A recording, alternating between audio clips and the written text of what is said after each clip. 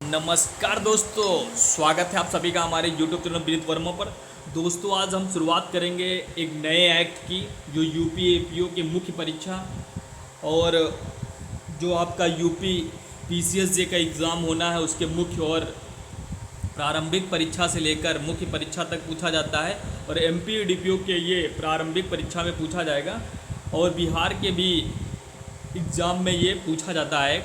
और दूसरी बात है, इस एक्ट का पढ़ना हम सभी के लिए इसलिए भी ज़रूरी है क्योंकि ये एक तरीके से समाज में देखा जाता है कि दहेज लेन देन को लेकर बहुत सारे अपराध होते हैं जो स्त्रियों के प्रति या पुरुषों के प्रति भी कह सकते हैं कि दहेज की मांग पहले पुरुष समाज के द्वारा किया जाता है, फिर स्त्री समाज भी उसका जो है मेंटेनेंस के रूप में बहुत ज़्यादा भारी रकम अब वसूल करती हैं। तो इस एक्ट में क्या प्रोविज़न है दहेज को लेकर, इसके बारे में हम लोग जानेंगे। तो शुरुआत करते हैं दहेज प्रतिषेध अधिनियम 1961। सबसे पहले हम बात करेंगे कि दहेज प्रतिषेध अधिनियम 1961 की आवश्यकता क्यों पड़ी। तो दहेज प्रतिषेध अधिनियम 1961 की आवश्यकता इसलिए पड़ी क्योंकि समाज में जो दहेज एक प्रचलन के रूप में बन गया था कि वर या कन्या की जब शादी होगी तो कन्या पक्ष के द्वारा वर पक्ष को एक मोटी रकम दी जाएगी, और जिस रकम को कई बार जब कन्या पक्ष के द्वारा नहीं दिया जाता था तो उसको पुरुष पक्ष के द्वारा प्रताड़ित किया जाता था, यहाँ तक कि उसको मार भी दिया जाता था इसी दहेज को लेकर। तो दहेज एक अभिशाप के रूप में समाज में देखा गया। तो इसको लेकर संसद ने संयुक्त अधिवेशन के द्वारा, मतलब इस एक्ट में एक क्वेश्चन पूछा जाता कि कौन सा है ऐसा एक्ट जो संयुक्त अधिवेशन के द्वारा पारित किया गया था, यानी आर्टिकल 108 भारतीय संविधान का जो हमारा आर्टिकल है 108 यानी 108 के द्वारा इसको दोनों सदनों को बुलाकर एक साथ संयुक्त अधिवेशन हुआ और एक साथ इस पर वोटिंग हुई, तब जाके ये एक्ट बनकर हमारे सामने आया। तो ये बात हमको याद रखना है। फिर हम बात करते हैं कि दहेज प्रतिषेध अधिनियम से जानने से पहले हमें ये जानना है कि दहेज प्रतिषेध का अर्थ क्या होता है। तो कहा जाता है कि विवाह के संबंध में दहेज लेना, ये देने पर प्रतिबंध लगाना, यानी दहेज प्रतिषेध क्या होता है। तो विवाह के संबंध में दहेज लेना या देने पर प्रतिबंध लगाना, दहेज प्रतिषेध। फिर हम लोग बात करेंगे दहेज लेना या देना दोनों अपराध इस एक्ट के अंतर्गत बनाया गया है। दहेज प्रतिषेध अधिनियम की धारा 3 और 4 एवं 8 हमको जो है बहुत अच्छे से देखना है, क्योंकि यहाँ से क्वेश्चन हर बार पूछा जा रहा है 3 और 4 से और 8 से। इस पर एक इम्पॉर्टेंट केस है, उसको भी हम लोगों को देखना पड़ेगा। सतबीर सिंह बनाम हरियाणा राज्य 2021 का केस है, जो दहेज हत्या पर जो है गाइडलाइन कुछ जारी की गई हैं, इनको देखना है। क्वेश्चन एक बार यही पूछा गया था कि सतबीर सिंह बनाम हरियाणा राज्य 2021 का जो केस है ये किससे संबंधित है। तो दहेज हत्या पर जो गाइडलाइन जारी की गई है उससे ये संबंधित है। फिर इसके कुछ प्रमुख संशोधन हैं जो हमारे बीएनएस में बन के आए हैं। इस कुछ संशोधनों के द्वारा ये एक्ट तो में जोड़ा गया, चाहे ये 498A आईपीसी की बात कर लें या 304B आईपीसी की बात करें या इंडियन एविडेंस एक्ट की बात करें जो है 113B, ये सब संशोधन के द्वारा इन पुराने एक्टों में जोड़ा गया था। जो नए अधिनियम हमारी है बीएनएस की धारा 85 और 80 में से संबंधित प्रावधान है। और जो हम बात करेंगे बीएसए में इससे संबंधित प्रावधान धारा 118 में किया गया है। यहाँ पर बीएनएस लिख गया, बीएसए आपको लिख लेना है। फिर हम लोग बात करेंगे इसके, जो हम लोग कोई भी एक्ट पढ़ने से पहले जब शुरुआत करते हैं तो उसका हम कुछ ड्राफ्ट देखते हैं। तो इस ड्राफ्ट में हम सबसे पहले देखेंगे कि राष्ट्रपति जी की इस पर सहमत कब मिली थी। तो 20 मई 1961 को इस पर राष्ट्रपति जी की सहमत मिली थी और 1 जुलाई 1961 को लागू हुआ था। तो हम लोग याद रखेंगे कि टीपीए भी 1 जुलाई 1961 को आपका लागू हुआ था। क्या लागू हुआ था? संपत्ति नियंत्रण अधिनियम 1882 का जो एक्ट है वो भी 1 जुलाई को ही लागू हुआ था, लेकिन वो 1882 में लागू हुआ था और ये लागू हुआ है 1 जुलाई 1961। फिर हम बात करेंगे 1984 का संशोधन कब लागू हुआ था, इससे भी क्वेश्चन बना है। तो 2 अक्टूबर 1985, ये एमपी डीपीओ के एग्ज़ाम में पूछा गया था। तो ये कब बना था? 1984 का संशोधन 2 अक्टूबर 1985 में। फिर 1986 का संशोधन जो आईपीसी में हुआ था या आपके इंडियन एविडेंस में हुआ था, इससे ये संशोधन कब लागू हुआ था? तो 19 नवंबर 1986 को। कब हुआ था? 19 नवंबर 1986 को। फिर हम बात करेंगे कि इस एक्ट में कितनी धाराएं हैं, तो कुल धाराएं 10 हैं, और ये जो एक्ट है कहाँ पर लागू होगा, तो ये संपूर्ण भारत पर लागू होगा। इतनी बात हम लोगों ने देख ली। फिर हम लोग शुरुआत करेंगे धारा 2। धारा 2 क्या कहती है? दहेज की परिभाषा देती है। जो परिभाषा खंड में एक ही परिभाषा है जो धारा 2 है। धारा 2 क्या परिभाषा देती है? दहेज की परिभाषा देती है। आखिर दहेज होता क्या है? तो दहेज तो आप लोग जान ही रहे होंगे, जो आप लोग बोलचाल की भाषा में देते हैं कि वर पक्ष के द्वारा कन्या पक्ष से कुछ ऐसी रकम का मांग करना, चाहे वो चल संपत्ति हो या अचल संपत्ति हो, तो उनकी जो मांग की जाती है वर पक्ष के द्वारा कन्या पक्ष से, और कन्या पक्ष ने जो विवाह के बदले में जो भी रकम दिया जाता है वो हम सामान्य रूप से समझते हैं कि वही दहेज है। यानी कि अगर बबुआ की शादी होगा तो बबुनी की तरफ से जो भी रकम दी जाएगी वो सब दहेज में आएगी। ये सामान्य बातें जानते हैं। लेकिन हम लोग अधिनियम में क्या कहा गया है? तो कहा गया कि दहेज से कोई मूल्यवान प्रतिभूति या संपत्ति प्रेत है। मतलब दहेज से कोई मूल्यवान प्रतिभूति या संपत्ति प्रेत है। फिर हम लोग देखते हैं कि दहेज किसी भी समय दिया जा सकता है, जैसे विवाह से पहले या विवाह के दौरान या विवाह के बाद। मतलब ये नहीं जरूरी है कि दहेज पहले दिया गया हो या विवाह के दौरान दिया गया हो या विवाह के बाद दिया गया हो, तब भी वो परिभाषा दहेज के अंतर्गत आएगा। दहेज कौन दे सकता है या ले सकता है? तो बात की जाती है किसी भी पक्ष, उनके माता पिता या किसी अन्य द्वारा किया जा सकता है। मतलब दहेज कौन दे या ले सकता है? तो किसी भी पक्ष के, वर या कन्या पक्ष का, या उनके माता पिता या किसी अन्य के द्वारा ये दिया जा सकता है। ये जरूरी नहीं, रिश्तेदार भी दे सकते हैं। तो ये दहेज कोई भी दे सकता है या ले सकता है, यानी कि दोनों पक्षों में से कोई भी, माता पिता या कोई अन्य द्वारा। फिर हम बात करते हैं कि यहाँ ये धारा जो है किस चीज़ को अपवर्जन करती है? तो मुस्लिम विवाह अधिनियम के अंतर्गत जो मेहर दी जाती है वो मेहर दहेज के अंतर्गत नहीं आती है, इसको इससे छूट प्रदान की गई है। फिर हम लोग देखते हैं कि आखिर मूल्यवान प्रतिभूति क्या होती है। तो मूल्यवान प्रतिभूति का अर्थ वही होगा जो धारा 30 जो आईपीसी की थी, अब जो बीएनएस की धारा 231 है उसके अंतर्गत जो भी परिभाषित की गई है वो मूल्यवान प्रतिभूति होगी। फिर हम लोग बात करेंगे कि दहेज अधिनियम की जो धारा 3 है वो क्या कहती है? तो दहेज देने या दहेज लेने के लिए शस्त्र की बात करती है, यानी कि दंड की बात करती है। तो यदि कोई व्यक्ति दहेज देता है या लेता है या दहेज देने या लेने के लिए दुष्प्रेरित करता है, दो चीज़ों की बात की गई। यदि कोई दहेज व्यक्ति देता है या दहेज लेता है या दहेज देने या लेने के लिए दुष्प्रेरित करता है, तब उसके लिए सज़ा का प्रावधान धारा 3 करती है दहेज प्रतिषेध अधिनियम की, कि सज़ा उसको 5 साल या उसको 15,000 रुपये का जुर्माना या उतना ही जुर्माना जो दहेज की कीमत हो, जो भी अधिक हो। यानी दहेज की जो कीमत लिए हो वो जुर्माना देना पड़ेगा, या उसमें जो अधिक होगा यानी 15,000 रुपये तक का जुर्माना, या दहेज जो आपने लिया है लाखों करोड़ों का वो आप पर जुर्माना लगेगा। लेकिन सज़ा की बात कितनी की गई है? 5 वर्ष।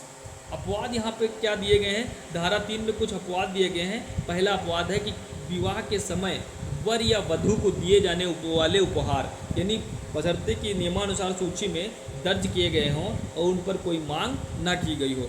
यानी कि जो वर या वधू दोनों को जो भी उपहार मिलते हैं और जो अधिनियम में नियम बताए गए उन नियम की सूची कर ली जाएगी कि ये सारी चीज़ें जो है हमें फलाने व्यक्ति ने दी थी और ये उपहार के रूप में थी, तो वो दहेज के अंतर्गत नहीं आएगा, दहेज से छूट प्राप्त करेगा। फिर हम लोग अधिनियम की धारा 4 की बात करेंगे कि दहेज मांगने के लिए शस्त्र क्या है, दंड क्या है। धारा 4 हम लोग जो बात कर रहे हैं, तो अभी तो हम लोग यहाँ पर जब धारा 3 देखें तो दहेज देने या लेने के लिए दंड की बात करती थी, लेकिन धारा 4 कहती है दहेज मांगने के लिए दंड। ठीक है, तो यदि कोई व्यक्ति प्रत्यक्ष या अप्रत्यक्ष रूप से दूल्हे या दुल्हन के माता पिता या अन्य रिश्तेदार या अभिभावक को से दहेज मांगता है तो उसको जो मिनिमम सज़ा मिलेगी वो 6 माह की मिलेगी और मैक्सिमम 2 साल का, और फाइन यहाँ पर 10,000 रुपये तक का जुर्माना, पर्याप्त कारण हो तो सज़ा जो है 6 माह से कम हो सकती है, ये भी बात की गई है। हम लोग देखे हैं कि अगर दहेज की जो मांगने के लिए दंड की बात की गई है वो जो है 4 में बात की गई है, और इसमें जो मिनिमम दंड की बात की गई है तो 6 महीना और मैक्सिमम जो की गई है 2 साल की बात की गई है, और जुर्माना इसमें 10,000। जैसे उससे ऊपर वाली धारा में हमने देखा था तो 15,000 रुपये जुर्माने था या जितनी दहेज आपने लिया है उतना जुर्माना था, या आपको वहाँ पर देखा गया था सज़ा के रूप में 5 साल दी गई थी। लेकिन यहाँ पर जो सज़ा है वो मिनिमम 6 है, मैक्सिमम 2 है, और यहाँ पर जो फाइन के रूप में जुर्माना है तो 10,000 रुपये है। ये याद रखना है, प्री के लिए बहुत इंपॉर्टेंट है। फिर हम लोग बात करेंगे धारा 4A जो विज्ञापन पर पाबंदी से संबंधित है। तो दहेज की पेशकश क्या बात कर रही है कि विज्ञापन पर पाबंदी की बात करती है। कौन सी धारा? 4A, यानी दहेज की पेशकश यदि कोई व्यक्ति किसी समाचार पत्र, पत्रिका, किसी अन्य माध्यम से अपने पुत्र या पुत्री के विवाह के लिए दहेज की पेशकश करता है तो उसे दंडित किया जा सकता है। यानी कि आप लोग क्या करते हैं कि विज्ञापन निकाल दें कि हम अपने बच्चे की इतनी प्रॉपर्टी है, इतनी अच्छी नौकरी है और हम इतना दहेज मांगते हैं, तो उस विज्ञापन पर जो है रोक लगाती है धारा 4A।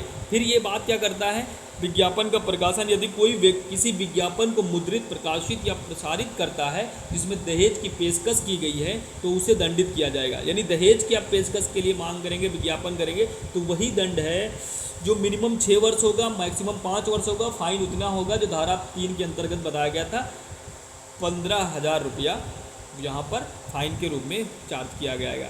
फिर हम लोग बात करेंगे धारा 5। धारा 5 क्या कहती है? दहेज करार का शून्य होना। यानी कि दहेज से संबंधित अगर करार कर लिया जाएगा, यानी कि पापा जी बेटी की तरफ से मतलब गए हैं और वो क्या करते हैं कि उनके वर पक्ष से क्या करते हैं, कुछ समझौता कर लेते हैं कि हमारी बेटी से शादी कर लीजिए, हम आपको इतना पैसा दे देंगे। तो अगर ऐसा कोई करार कर लेते हैं तो करार भी वो शून्य हो करता है। ये कौन सा करती है? धारा 5 करता है। आपको वहाँ पर भरमाने के लिए बताएंगे वैध होगा अवैध होगा, वहाँ पर आपको ऑप्शन लगाना होगा कि शून्य होगा। यानी दहेज के लिए कोई भी समझौता, चाहे वह प्रत्यक्ष रूप से दिया जाए हो या नहीं हो, वो क्या होगा? शून्य होगा। ये बात कौन करती है? धारा 5 करती है।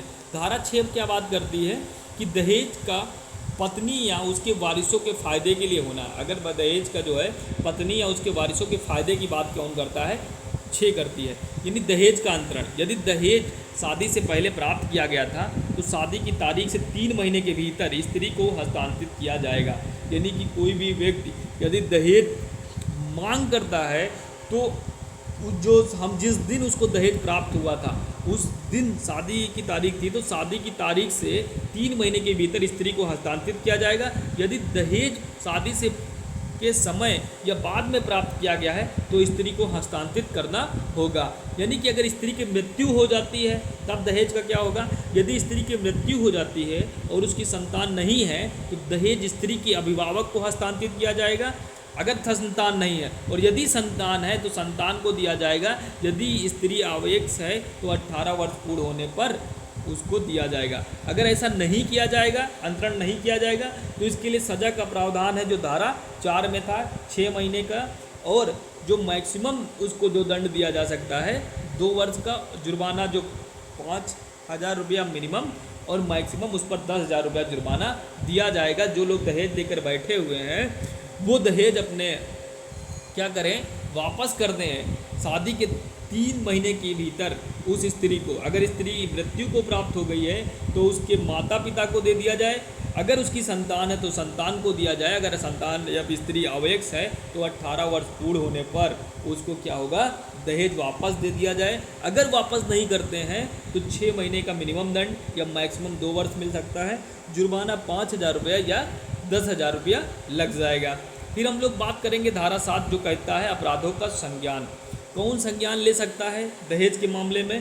तो इसके बारे में संज्ञान लेने का जो अधिकार दिया गया है प्रथम वर्ग न्यायिक मजिस्ट्रेट को दिया गया है, और जहां पर महानगर मजिस्ट्रेट का प्रावधान है वहां पर अब जो है बीएनएस से हटा दिया गया। नहीं तो पहले यह बात की गई थी कि महानगर मजिस्ट्रेट भी इस पर संज्ञान ले सकता है। तो बात आती है कि संज्ञान की बात कहाँ की गई? धारा 7 में की गई। संज्ञान कौन ले सकता है? तो प्रथम वर्ग न्यायिक मजिस्ट्रेट संज्ञान ले सकता है। और कब संज्ञान लेगा?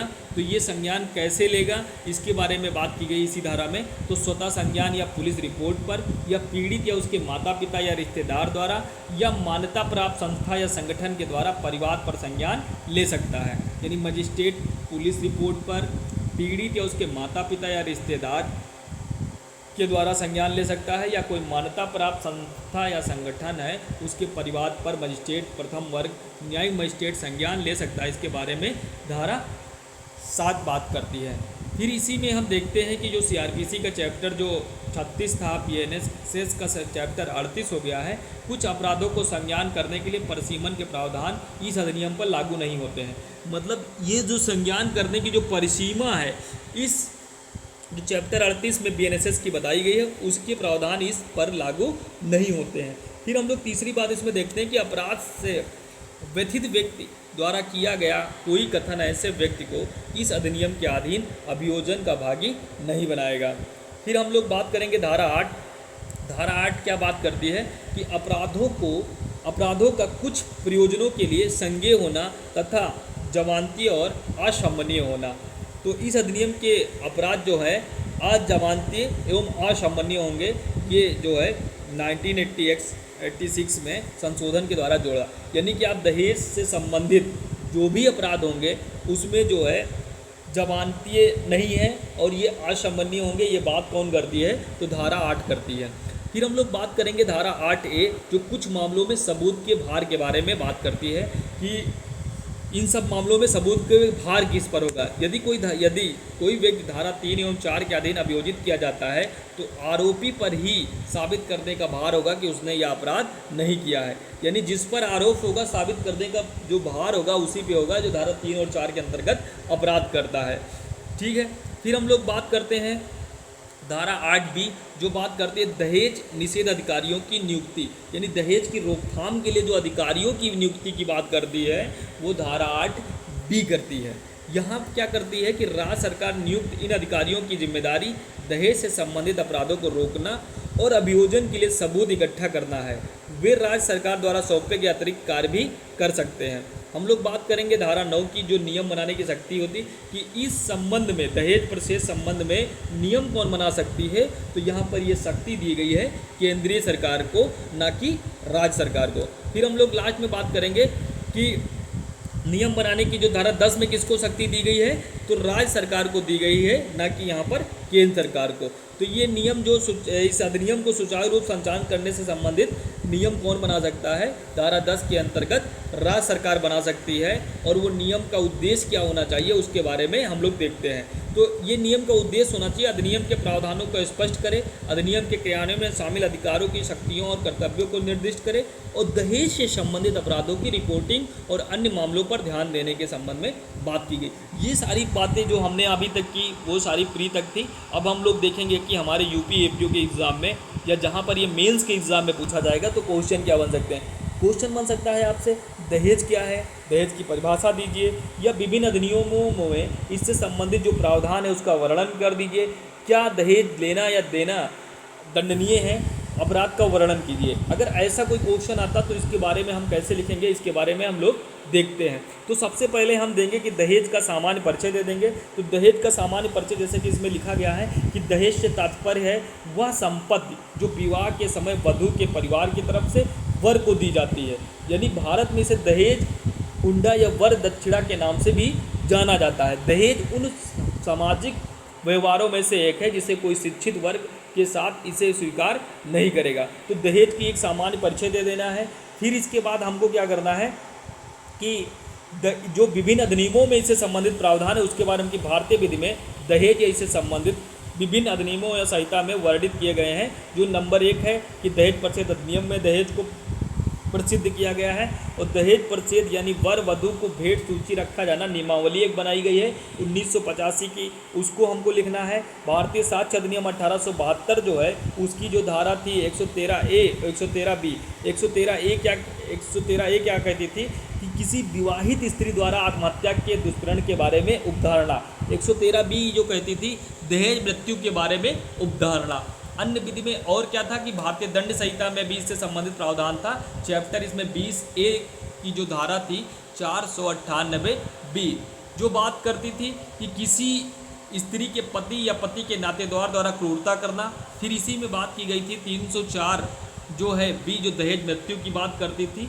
और CRPC में भी जो बात की गई थी तो वो बात की गई थी 174 जो आत्महत्या आदि पर पुलिस का जांच करना और रिपोर्ट देना। 176 जो मृत्यु कारण मजिस्ट्रेट की द्वारा जांच करना। और 198 जो भारतीय दंड संहिता की धारा 498 के अधीन अपराधों का जो अभियोजन है उसके बारे में। और हिंदू विवाह अधिनियम के अंतर्गत सुसंगत कुछ प्रावधान थे, जैसे कि 13(1) और 13(1)(a) के अंतर्गत क्रूरता के आधार पर तलाक दिया जा सकता है। तो ये ऐसे प्रावधान हैं जो दहेज प्रतिषेध अधिनियम से संबंधित अन्य अधिनियमों में बात की गई है। एक तो दहेज प्रतिषेध अधिनियम खुद है, एक तो हम लोग देखा साक्ष्य अधिनियम की धारा 113(a) और 113(b), फिर हमने BNS की धारा देखा 498(a) और B और 498(b), और उसके बाद हमने देखा 304(b), फिर हमने CRPC के प्रोविज़न देखा 174, 176, 198, हिंदू मैरिज एक्ट की धारा 301 और 1A जो क्रूरता की बात करता। तो इतनी बात हमको लिखना है कि अन्य अधिनियमों में क्या प्रावधान है। दहेज की एक सामान्य परिभाषा हमने दिया। फिर एक हमने केस यहाँ पर देख रहे हैं कि PK विजयप्पन नायर बनाम अम्मी अपन, मतलब एक केस हमको देना है जिसमें कहना है कि उच्चतम न्यायालय ने निर्णित किया कि पत्नी को जो पिता से अधिक दहेज लाने के लिए विवश करना और पर्याप्त दहेज न लेना या उलाहना देना, ये पत्नी के प्रति क्रूरता है, इसके बारे में बताएंगे। फिर हम लोग क्या करेंगे, दहेज अधिनियम के अंतर्गत जो परिभाषा दी गई उसके बारे में लिखेंगे। फिर हम लोग दहेज अधिनियम की पूरी परिभाषा लिखते हुए इसके स्पष्टीकरण को स्पष्ट कर देंगे कि दहेज के अंतर्गत जो मूल्यवान प्रतिभूति है उससे क्या संबंधित है। इस पूरी BR को लिखते हुए एक आध हम यहाँ पर केस लिखेंगे। केस लिखने के बाद हमको पूरे केस नहीं लिखना है, एक आध केस लिखेंगे। फिर हमको बता देना कि दहेज देना या लेने के लिए जो धारा 3 में प्रावधान है, जितनी दंड की बात की है जो मैंने अभी आपको बताया है, ये लिख देंगे। फिर हम इसके जो है अपवाद की बनाते हुए फिर हम इस पूरे जो है क्वेश्चन को क्या करेंगे, समाप्त कर देंगे। फिर हम लोग अगले जो क्वेश्चन को देखते हैं कि अगला क्वेश्चन इससे क्या बन सकता है। अगला क्वेश्चन जो हम लोग देखते हैं कि दहेज का पत्नी या उसके वारिसों को अंतरित किया जाना। जो आपने अभी जो प्रावधान जो दिया देखा था कि दहेज में प्राप्त जो संपत्ति के कौन से उत्तराधिकारी होंगे, तो उत्तराधिकारी में जो आपने देखा था जो धारा 6 प्रावधान करती थी कि दहेज का पत्नी या उसके वारिसों को अंतरित किया। जो कोई दहेज दुल्हन के पति या अन्य व्यक्ति या सास या ससुर से किसी ने प्राप्त किया है, यदि वह दहेज विवाह के पूर्व या विवाह के समय या विवाह के पश्चात प्राप्त किया हो, तो दहेज प्राप्ति के 3 महीने के बाद के भीतर दुल्हन को दे देगा। यदि दहेज तब प्राप्त किया है जब दुल्हन अवयस्क हो, तो उसकी वयस्कता प्राप्त करने की 3 महीने के भीतर दहेज, यानी कि अगर वो अभी वयस्क ही नहीं हुई है तो 3 महीने की बात कर रहे हैं, या जब शादी उसकी हुई है पहली बात की गई थी तब तो उसके 3 महीने के बाद, या विहित समय के भीतर वह दहेज को अंतरित करने में असफल रहता है तो उसको कारावास की जो बात की गई है 6 महीना मिनिमम और मैक्सिमम 2 वर्ष और 10,000 रुपये के जुर्माने की बात कर रही। अगर मतलब दहेज क्या करती है कि अगर उसकी मृत्यु हो जाती है, यदि दुल्हन की अपने विवाह से 7 वर्ष पूर्व प्राकृतिक कारणों से भी उसकी मृत्यु हो जाती है, तो ऐसी संपत्ति जो है अगर उस संतान है तो संतान को, अगर संतान नहीं तो माता पिता को, और यदि संतान है तो मतलब उसको अंतरित कर दी जाएगी। फिर अगर बात करते हैं कि अगर इसमें कोई विफल हुआ है ये सब करने में, तो उसके लिए जो दंड का प्रावधान है उसके बारे में लिखेंगे। फिर हम लोग एक केस का हवाला दे देंगे, जैसे यहाँ पर बात की गई है अरुणाचल अम्मल बनाम रामचंद्रन पिल्लाई का केस है। इसमें कहा गया था कि जहाँ एक संतानहीन स्त्री जो अपने माता पिता से प्राप्त तथा परिवार के विभाजन हो जाने पर उससे प्राप्त संपत्ति को छोड़कर मरती है, वह हिंदू उत्तराधिकार अधिनियम 1955 की धारा 15 तथा 16 के नियमों से प्रशस्त होगी, अर्थात समस्त संपत्ति को पिता से प्राप्त हुआ मानकर उसका न्यायगमन तय किया जाएगा। तो इस तरीके से हमने देख लिया कि अगर ऐसा क्वेश्चन आएगा तो कैसे लिखेंगे। फिर अगला क्वेश्चन अगर बनेगा इसमें से, क्या केवल दहेज की मांग करना ही अपराध है या दहेज प्रतिषेध अधिनियम के संदर्भ में व्याख्या कर दीजिए कि दहेज का मांग करना ही अपराध है। तो आप देखेंगे कि नहीं, ये इसमें दहेज का मांग करना और दहेज को लेना और देना दोनों को अपराध बनाया गया है। अगर आप दे भी रहे हैं तब भी अपराध करेंगे। तो उसके बारे में हम लोग क्या लिखेंगे, दहेज प्रतिषेध अधिनियम की धारा 4 के अंतर्गत दहेज की मांग मात्र ही अपराध होगा। तो यहाँ पर बात की कि धारा 4 क्या कहती है कि दहेज की मांग को दंडनीय बनाया गया है, तो धारा 4 का प्रावधान करती है। तो धारा 4 के, और जबकि धारा 3 लेना और देना दोनों अपराध को बताती है। तो धारा 4 के प्रावधान क्या है, यदि कोई व्यक्ति यथा स्थिति वधू या वर माता पिता या अन्य रिश्तेदार या संरक्षक से किसी दहेज की प्रत्यक्ष या अप्रत्यक्ष रूप से मांग करेगा, तो वह ऐसे कारावास है जिसकी अवधि 6 माह से कम नहीं होगा, 2 वर्ष तक 2000 जुर्माना, ये आप लोगों ने पहले ही पढ़ लिया। तो इसके बारे में पूरा प्रावधान लिख देंगे। एक केस लिख देंगे हरबंस सिंह बनाम श्रीमती गुरचरण का, और श्रीमती प्रकाश कौर बनाम हरविंदर का। तो ये केस आप लिख देंगे। फिर हम लोग विज्ञापन के बारे में देखेंगे। क्वेश्चन बन के आ जाएगा, दहेज प्रतिषेध अधिनियम के अंतर्गत क्या दहेज देने के लिए विज्ञापन देना दंडनीय है, जो आपने पढ़ा है। ए यहाँ पर प्रॉब्लम भी आ सकती है कि एक स्थानीय समाचार पत्र में विज्ञापन प्रकाशित करता है और उसकी पुत्री डी के लिए उपयुक्त वर प्राप्त किया जा सके विज्ञापन में अप्रमाणित, ये सारी प्रॉब्लम आएगी। तो इसको कैसे लिखना है? तो लिखना है प्रस्तुत समस्या धारा में ए ने दहेज प्रतिषेध अधिनियम धारा 4A के अंतर्गत प्रसिद्ध कार्य किया है, यानी कि मना किया गया कार्य किया है। 4A के प्रावधान को पूरा लिखेंगे, फिर किस तरीके से जो है उपबंध किया गया है, फिर उसको लिखते हुए क्या बता देना कि 4A में विज्ञापन पर पाबंदी किया गया, जो अधिनियम की धारा 4A में उपबंधित दंड से दंडनीय व्यक्ति होगा। ये बात हम कर देंगे। फिर अगला क्वेश्चन अगर पूछा जाएगा आपसे कि दहेज अपराध को परिभाषित किया, दहेज देने या लेने के लिए शस्त्र की बात कहाँ पे की, तो दहेज को परिभाषित कर देना, जो अधिनियम में दी गई है परिभाषा धारा 2 में। फिर इसके अनुसार जो आपने पढ़ा है एक आध केस अगर आपको याद है यहाँ से लिख देने। फिर हम लिखेंगे धारा 3 का प्रावधान, जो लेने और देने के लिए अपराध का प्रावधान करती है। फिर हम धारा 4 का प्रावधान करेंगे, जो मांग के लिए बात करती है। फिर उसके बाद हम इस क्वेश्चन को ख़त्म कर देंगे। तो इसी तरीके से हमें क्या करना है कि इन सारे क्वेश्चन को करना है। तो आप सभी ये सारे चीज़ों को एक बार पढ़ लेना, PDF आपको टेलीग्राम चैनल पर मिल जाएगी।